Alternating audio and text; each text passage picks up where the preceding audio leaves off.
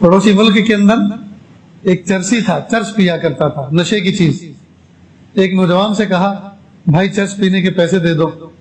तो कहा, खाना खिला सकता हूं, खाना खिला सकता हूं, चर्स के लिए पैसे नहीं दे सकता। आगे से कहता है, ओ यार चर्स के पैसे दे दे, खिलाने की जिम्मेदारी तो किसी और ने ले रखी। जाहिर है उसने चर्स पिलाने की जिम्मेदारी तो नहीं ली, खिलाने की जिम्मेदारी तो किसी और ने ले रखी है, तू तो चर्च के पैसे दे दे।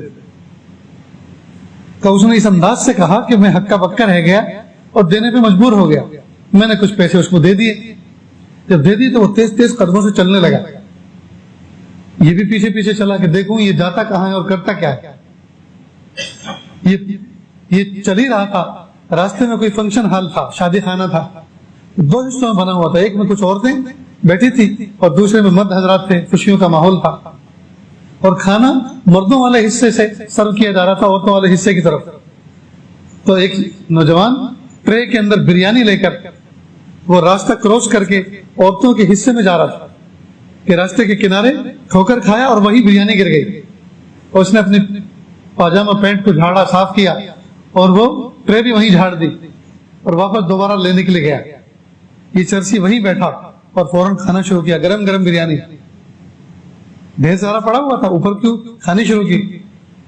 कहा, मैं पीछे खड़ा हुआ ये मंजर देख रहा था, चर्सी ने अचानक मुझे देखा और अजीब बात कही कि मैं हैरान रह गया। कहा, वो खिलाता तो हमेशा बर्तन ही में है, लेकिन आजकल जरा अनबन चल रही, थोड़ा नाराज है। और हाँ, वो करीब इतना है, वो करीब इतना है, गुस्सा चाहे जितना हो जाए भूखा कभी नहीं सुलाता। वो गुस्सा चाहे जितना हो जाए भूखा कभी नहीं सुलाता।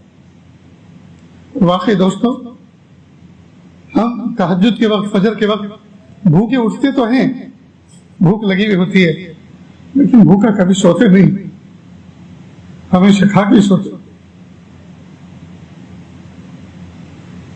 तो मुझे और आपको दोस्तों इतना करीम रब मिला है, फिर भी हम उसके साथ कट्टी करके जिंदगी गुजारते हैं, फिर भी उसके महबूब की सुन्नतों पर पैर रखते हैं, फिर भी महबूब के लाए हुए दीन पर अमल नहीं करते, कुरान पाक की तिलावत नहीं करते, नमाजों का एहतमाम नहीं करते, निगाहों की हिफाजत नहीं करते, जुबान की हिफाजत नहीं करते, दिल की कैफियत की हिफाजत नहीं करते, फिर भी हम बदअखलाकी करते हैं, फिर भी हम गाली गलौज करते हैं, फिर भी हम जुल्म करते हैं, फिर भी हम अपने मोमिन भाइयों पर, अपने साथियों पर, पड़ोसियों पर जुल्म करते हैं।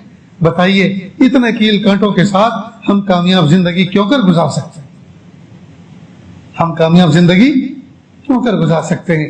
तो इरादा करें कि इंशाअल्लाह हम अपनी जिंदगी में फुल यूटर्न लाएंगे इंशाअल्लाह। जो आदतें, जो बुरे तरीके हमारी जिंदगियों में हैं, सबको छोड़ेंगे, रब के दामन को पकड़ेंगे, नमाजों का एहतमाम करेंगे, कुरान पाक की तिलावत का एहतमाम करेंगे, जिक्र अस्कार का एहतमाम करेंगे, सखावत का जज्बा पैदा करेंगे, जो माल अल्लाह पाक ने दिया है और माल अल्लाह के रास्ते में खर्च करेंगे। मैं दीन लूंगा, मैं दीन लूंगा, न लूंगा मैं